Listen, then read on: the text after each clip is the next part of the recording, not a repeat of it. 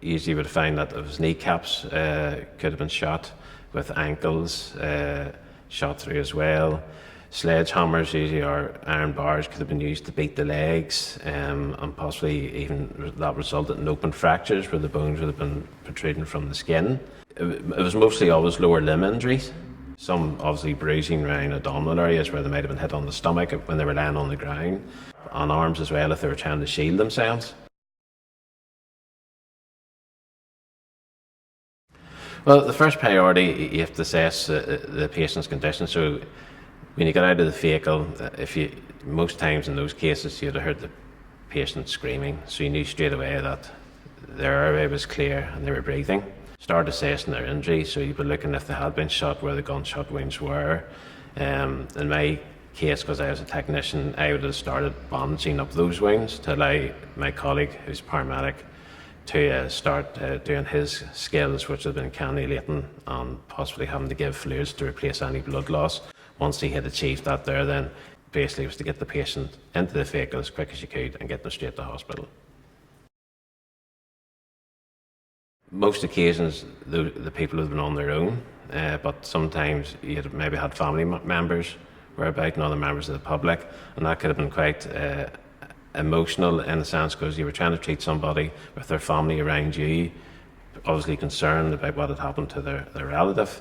And then you had maybe members of the public possibly even shouting things at the person that was on the ground, because they obviously had knew why they'd gotten the beating or whatever had been done to them. On one occasion was at a scene where a gunman had been behind a wall, and unknown to us, when we were getting our stuff out of the vehicle, I'd come out of the ambulance and he was standing there with his pistol.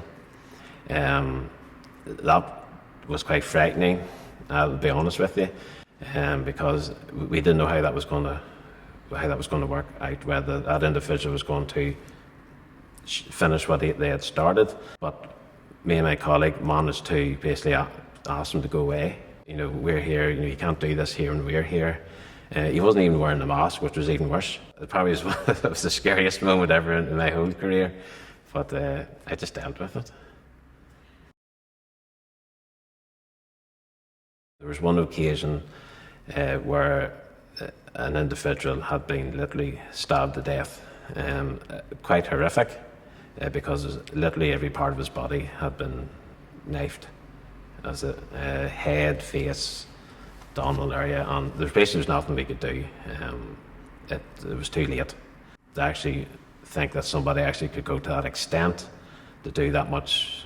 Those sort of injuries to one person. It just looked like somebody had done it in a frenzy, out of control. You have to think of the impact it has on that individual in later life.